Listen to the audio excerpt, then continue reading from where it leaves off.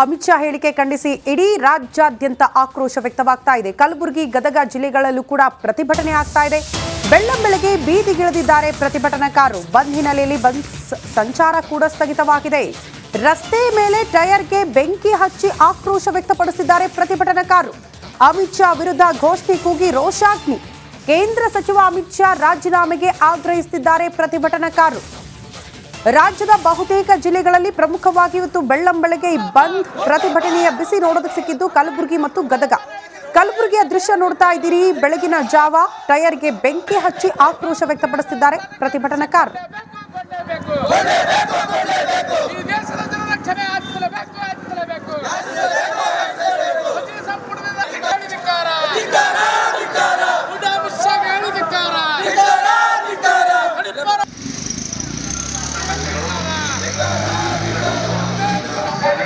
ಎರಡು ದೃಶ್ಯ ನೋಡ್ತಾ ಇದ್ದೀರಿ. ಒಂದು ಕಲಬುರಗಿ, ಮತ್ತೊಂದು ಗದಗ.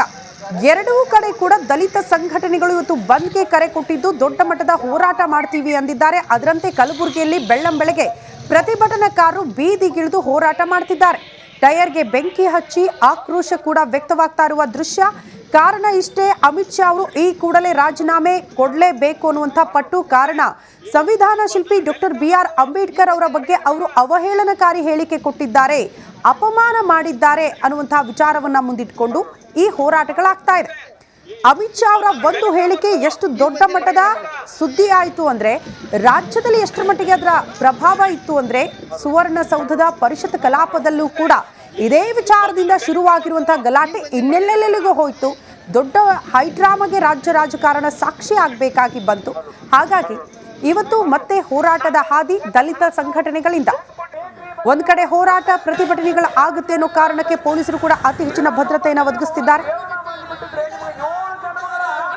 ಸಂವಿಧಾನ ಶಿಲ್ಪಿ ಡಾಕ್ಟರ್ BR ಅಂಬೇಡ್ಕರ್ ಅವರ ವಿರುದ್ಧ ಅವಹೇಳನಕಾರಿ ಹೇಳಿಕೆ ನೀಡಿದ್ದಾರೆ ಅಂತೇಳಿ ಕೇಂದ್ರ ಗೃಹ ಸಚಿವರಾದಂಥ ಅಮಿತ್ ಶಾ ಅವರು ರಾಜೀನಾಮೆಗೆ ಒತ್ತಾಯಿಸಿ ಗದಗ, ಬೆಟಗೇರಿ, ಅವಳಿನಗರ ಬಂದ್ ಕರೆ ನೀಡಿದೆ. ಇವಾಗ ನಾವು ದೃಶ್ಯದಲ್ಲಿ ಸಹ ನೋಡ್ತಾ ಇರ್ಬೋದು. ಗದಗ ನಗರದ ಮುಳುಗುಂದ್ ನಾಕಾದಲ್ಲಿ ಇವಾಗಲೇ ಹೋರಾಟ ಆರಂಭವಾಗಿದೆ. ಇಂದು ಬೆಳಗಿನ ಜಾವ 6 ಗಂಟೆಯಿಂದ ಸಂಜೆ 6 ಗಂಟೆವರೆಗೂ ಕೂಡ ಬಂದ್ ಕರೆ ನೀಡಲಾಗಿದೆ. ನಾವು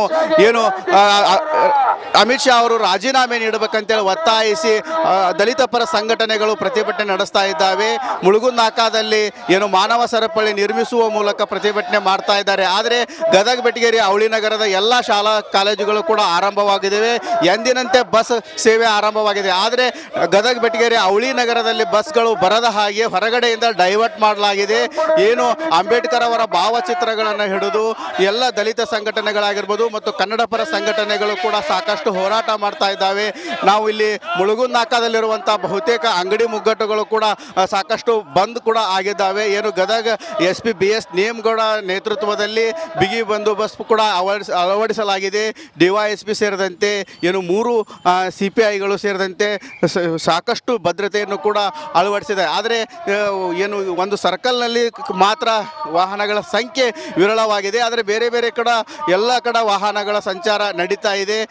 ಇವಾಗ ಸ್ವಯಂ ಪ್ರೇರಿತವಾಗಿ ಬಂದಿಗೆ ಬೆಂಬಲ ಕೊಡಬೇಕಂತ ಹೇಳಿ ಎಲ್ಲ ದಲಿತ ಸಂಘಟನೆಗಳು ಕೂಡ ಮನವಿ ಮಾಡಿಕೊಂಡಿದ್ದು, ಆ ಹಿನ್ನೆಲೆಯಲ್ಲಿ ಇವಾಗ ಮುಳುಗುಂದ್ ನಾಕಾದಲ್ಲಿ ಪ್ರತಿಭಟನೆ ಆರಂಭವಾಗಿದ್ದು 11:30ರಿಂದ 12 ಗಂಟೆವರೆಗೆ ಒಂದು ಬೃಹತ್ ಪ್ರತಿಭಟನೆ ಮಾಡುವ ಮೂಲಕ ಜಿಲ್ಲಾಧಿಕಾರಿಗಳಿಗೆ ಮನವಿ ಸಲ್ಲಿಸಲು ದಲಿತ ಸಂಘಟನೆಗಳು ಕೂಡ ಮುಂದಾಗಿದ್ದಾವೆ ಅಂತಲೇ ಹೇಳ್ಬೋದು. ಕ್ಯಾಮರಾಮ್ಯಾನ್ ಮಂಜುನಾಥ್ ಜೊತೆ ಮಂಜು ಪತ್ತಾರ್, ರಿಪಬ್ಲಿಕ್ ಕನ್ನಡ, ಗದಗ. ಅಮಿತ್ ಶಾ ಹೇಳಿಕೆ ಖಂಡಿಸಿ ಇಡೀ ರಾಜ್ಯಾದ್ಯಂತ ಆಕ್ರೋಶ ವ್ಯಕ್ತವಾಗ್ತಾ ಇದೆ. ಕಲಬುರಗಿ, ಗದಗ ಜಿಲ್ಲೆಗಳಲ್ಲೂ ಕೂಡ ಪ್ರತಿಭಟನೆ ಆಗ್ತಾ ಇದೆ. ಬೆಳ್ಳಂಬೆಳಗ್ಗೆ ಬೀದಿಗಿಳಿದಿದ್ದಾರೆ ಪ್ರತಿಭಟನಾಕಾರರು. ಬಂದ್ ಹಿನ್ನೆಲೆಯಲ್ಲಿ ಸಂಚಾರ ಕೂಡ ಸ್ಥಗಿತವಾಗಿದೆ. ರಸ್ತೆ ಮೇಲೆ ಟೈರ್ಗೆ ಬೆಂಕಿ ಹಚ್ಚಿ ಆಕ್ರೋಶ ವ್ಯಕ್ತಪಡಿಸಿದ್ದಾರೆ ಪ್ರತಿಭಟನಾಕಾರರು. ಅಮಿತ್ ಶಾ ವಿರುದ್ಧ ಘೋಷಣೆ ಕೂಗಿ ರೋಷಾಗ್ನಿ. ಕೇಂದ್ರ ಸಚಿವ ಅಮಿತ್ ಶಾ ರಾಜೀನಾಮೆಗೆ ಆಗ್ರಹಿಸುತ್ತಿದ್ದಾರೆ ಪ್ರತಿಭಟನಾಕಾರರು. ರಾಜ್ಯದ ಬಹುತೇಕ ಜಿಲ್ಲೆಗಳಲ್ಲಿ ಪ್ರಮುಖವಾಗಿ ಇವತ್ತು ಬೆಳ್ಳಂಬೆಳಗ್ಗೆ ಬಂದ್ ಪ್ರತಿಭಟನೆಯ ಬಿಸಿ ನೋಡೋದಕ್ಕೆ ಸಿಕ್ಕಿದ್ದು ಕಲಬುರಗಿ ಮತ್ತು ಗದಗ. ಕಲಬುರಗಿಯ ದೃಶ್ಯ ನೋಡ್ತಾ ಇದ್ದೀರಿ. ಬೆಳಗಿನ ಜಾವ ಟೈರ್ಗೆ ಬೆಂಕಿ ಹಚ್ಚಿ ಆಕ್ರೋಶ ವ್ಯಕ್ತಪಡಿಸುತ್ತಿದ್ದಾರೆ ಪ್ರತಿಭಟನಾಕಾರರು.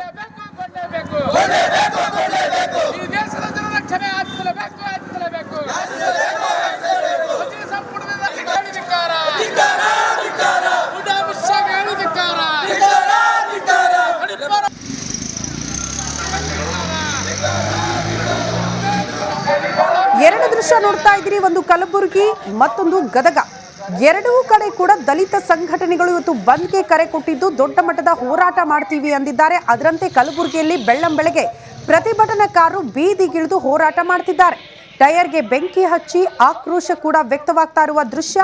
ಕಾರಣ ಇಷ್ಟೇ, ಅಮಿತ್ ಶಾ ಅವರು ಈ ಕೂಡಲೇ ರಾಜೀನಾಮೆ ಕೊಡಲೇಬೇಕು ಅನ್ನುವಂಥ ಪಟ್ಟು. ಕಾರಣ ಸಂವಿಧಾನ ಶಿಲ್ಪಿ ಡಾಕ್ಟರ್ BR ಅಂಬೇಡ್ಕರ್ ಅವರ ಬಗ್ಗೆ ಅವರು ಅವಹೇಳನಕಾರಿ ಹೇಳಿಕೆ ಕೊಟ್ಟಿದ್ದಾರೆ, ಅಪಮಾನ ಮಾಡಿದ್ದಾರೆ ಅನ್ನುವಂಥ ವಿಚಾರವನ್ನ ಮುಂದಿಟ್ಕೊಂಡು ಈ ಹೋರಾಟಗಳಾಗ್ತಾ ಇದೆ.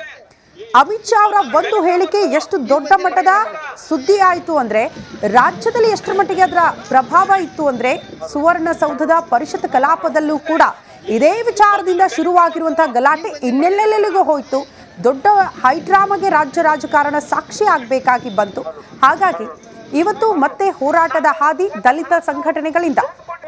ಒಂದ್ ಕಡೆ ಹೋರಾಟ ಪ್ರತಿಭಟನೆಗಳು ಆಗುತ್ತೆ ಅನ್ನೋ ಕಾರಣಕ್ಕೆ ಪೊಲೀಸರು ಕೂಡ ಅತಿ ಹೆಚ್ಚಿನ ಭದ್ರತೆಯನ್ನು ಒದಗಿಸುತ್ತಿದ್ದಾರೆ.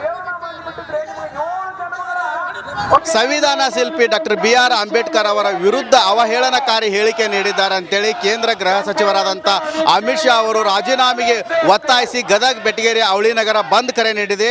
ಇವಾಗ ನಾವು ದೃಶ್ಯದಲ್ಲಿ ಸಹ ನೋಡ್ತಾ ಇರಬಹುದು, ಗದಗ ನಗರದ ಮುಳುಗುಂದ್ ನಾಕಾದಲ್ಲಿ ಇವಾಗಲೇ ಹೋರಾಟ ಆರಂಭವಾಗಿದೆ. ಇಂದು ಬೆಳಗಿನ ಜಾವ 6 ಗಂಟೆಯಿಂದ ಸಂಜೆ 6 ಗಂಟೆವರೆಗೂ ಕೂಡ ಏನು ಬಂದ್ ಕರೆ ನೀಡಲಾಗಿದೆ. ನಾವು ಏನು ಅಮಿತ್ ಶಾ ಅವರು ರಾಜೀನಾಮೆ ನೀಡಬೇಕಂತೇಳಿ ಒತ್ತಾಯಿಸಿ ದಲಿತ ಪರ ಸಂಘಟನೆಗಳು ಪ್ರತಿಭಟನೆ ನಡೆಸ್ತಾ ಇದ್ದಾವೆ. ಮುಳುಗುಂದ್ ನಾಕಾದಲ್ಲಿ ಏನು ಮಾನವ ಸರಪಳಿ ನಿರ್ಮಿಸುವ ಮೂಲಕ ಪ್ರತಿಭಟನೆ ಮಾಡ್ತಾ ಇದ್ದಾರೆ. ಆದರೆ ಗದಗ ಬೆಟಗೇರಿ ಅವಳಿ ನಗರದ ಎಲ್ಲ ಶಾಲಾ ಕಾಲೇಜುಗಳು ಕೂಡ ಆರಂಭವಾಗಿದ್ದಾವೆ. ಎಂದಿನಂತೆ ಬಸ್ ಸೇವೆ ಆರಂಭವಾಗಿದೆ. ಆದರೆ ಗದಗ ಬೆಟಗೇರಿ ಅವಳಿ ನಗರದಲ್ಲಿ ಬಸ್ಗಳು ಬರದ ಹಾಗೆ ಹೊರಗಡೆಯಿಂದ ಡೈವರ್ಟ್ ಮಾಡಲಾಗಿದೆ. ಏನು ಅಂಬೇಡ್ಕರ್ ಅವರ ಭಾವಚಿತ್ರಗಳನ್ನು ಹಿಡಿದು ಎಲ್ಲ ದಲಿತ ಸಂಘಟನೆಗಳಾಗಿರ್ಬೋದು ಮತ್ತು ಕನ್ನಡ ಪರ ಸಂಘಟನೆಗಳು ಕೂಡ ಸಾಕಷ್ಟು ಹೋರಾಟ ಮಾಡ್ತಾ ಇದ್ದಾವೆ. ನಾವು ಇಲ್ಲಿ ಮುಳುಗುಂದ್ ನಾಕಾದಲ್ಲಿರುವಂತಹ ಬಹುತೇಕ ಅಂಗಡಿ ಮುಗ್ಗಟ್ಟುಗಳು ಕೂಡ ಸಾಕಷ್ಟು ಬಂದ್ ಕೂಡ ಆಗಿದ್ದಾವೆ. ಏನು ಗದಗ SP BS ನೇಮಗೌಡ ನೇತೃತ್ವದಲ್ಲಿ ಬಿಗಿ ಬಂದೋಬಸ್ತ್ ಕೂಡ ಅಳವಡಿಸಲಾಗಿದೆ. DYSP ಸೇರಿದಂತೆ ಏನು 3 CPIಗಳು ಸೇರಿದಂತೆ ಸಾಕಷ್ಟು ಭದ್ರತೆಯನ್ನು ಕೂಡ ಅಳವಡಿಸಿದೆ. ಆದರೆ ಏನು ಒಂದು ಸರ್ಕಲ್ನಲ್ಲಿ ಮಾತ್ರ ವಾಹನಗಳ ಸಂಖ್ಯೆ ವಿರಳವಾಗಿದೆ. ಆದರೆ ಬೇರೆ ಬೇರೆ ಕಡೆ ಎಲ್ಲ ಕಡೆ ವಾಹನಗಳ ಸಂಚಾರ ನಡೀತಾ ಇದೆ. ಏನು ಇವಾಗ ಸ್ವಯಂ ಪ್ರೇರಿತವಾಗಿ ಬಂದ್ಗೆ ಬೆಂಬಲ ಕೊಡಬೇಕಂತ ಹೇಳಿ ಎಲ್ಲ ದಲಿತ ಸಂಘಟನೆಗಳು ಕೂಡ ಮನವಿ ಮಾಡ್ಕೊಂಡಿದ್ದು, ಆ ಹಿನ್ನೆಲೆಯಲ್ಲಿ ಇವಾಗ ಏನು ಮುಳುಗುಂದ್ ನಾಕಾದಲ್ಲಿ ಪ್ರತಿಭಟನೆ ಆರಂಭವಾಗಿದ್ದು, ಏನು 11:30ರಿಂದ 12 ಗಂಟೆವರೆಗೆ ಒಂದು ಬೃಹತ್ ಪ್ರತಿಭಟನೆ ಮಾಡುವ ಮೂಲಕ ಜಿಲ್ಲಾಧಿಕಾರಿಗಳಿಗೆ ಮನವಿ ಸಲ್ಲಿಸಲು ಏನು ದಲಿತ ಸಂಘಟನೆಗಳು ಕೂಡ ಮುಂದಾಗಿದ್ದಾವೆ ಅಂತಲೇ ಹೇಳ್ಬೋದು. ಕ್ಯಾಮ್ರಾಮ್ಯಾನ್ ಮಂಜುನಾಥ್ ಜೊತೆ ಮಂಜು ಪತ್ತಾರ್, ರಿಪಬ್ಲಿಕ್ ಕನ್ನಡ, ಗದಗ.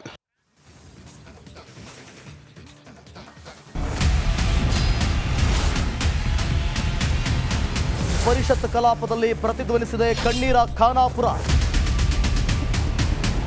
ರಿಪಬ್ಲಿಕ್ ಕನ್ನಡ ಸುದ್ದಿವಾಹಿನಿ ತಂಡ ಕಣ್ಣೀರ ಖಾನಾಪುರ ಅಭಿಯಾನದ ಮೂಲಕ ಒಂದು ಗ್ರೌಂಡ್ ರಿಪೋರ್ಟ್ ಮಾಡಿ ಕಾಡಂಚಿನ ಜನರ ಬದುಕು ಬವಣೆಯನ್ನು ತೆರೆದಿಟ್ಟಿದೆ.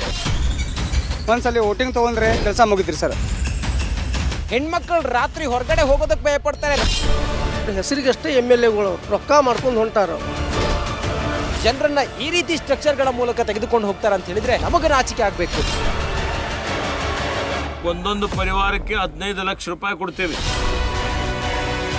ಶಿಫ್ಟ್ ಮಾಡುವಂಥದ್ದಕ್ಕೆ ಸರ್ಕಾರ ಅನುಮೋದನೆ ಕೊಡ್ತದೆ ಅನ್ನುವಂಥ ಭರವಸೆಯನ್ನು ಕೊಟ್ಟಿದ್ದೇನೆ. ನಾವು ನಿರಂತರವಾಗಿ ಕಣ್ಣೀರ ಖಾನಾಪುರ ಅನ್ನೋ ಶೀರ್ಷಿಕೆ ಅಡಿಯಲ್ಲಿ ಮಾಡಿದಂತ ವರದಿ ಮ್ಯಾಸಿವ್ ಇಂಪ್ಯಾಕ್ಟ್ ಆಗಿದೆ. ರಿಪಬ್ಲಿಕ್ ಕನ್ನಡ, ಇದು ನಿಮ್ಮ ಧ್ವನಿ.